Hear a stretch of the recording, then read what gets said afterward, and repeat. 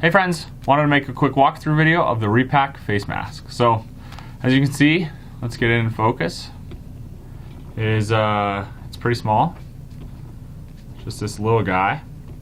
We have this carabiner, and it's not included in this, but it will be an add-on that you can just hook it on. It's made for it, works out great. And then just wanted to show you real quick stuffing it and unstuffing it. So here's unstuffing it. Pretty simple. Putting it on my face, it's pretty simple. So I typically just put it around my ears, and I fix the nose and the chin. Pretty mellow. And then you can really just kind of grab it.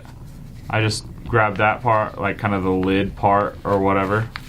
And then yeah, you just stuff it in here real quick. Of course, on camera, you just get so nervous. Anyway, overall, super simple, super easy. That's the repack face mask.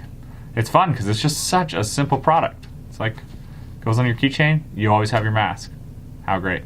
Anyway, if you guys have any questions or anything, let us know. Thanks.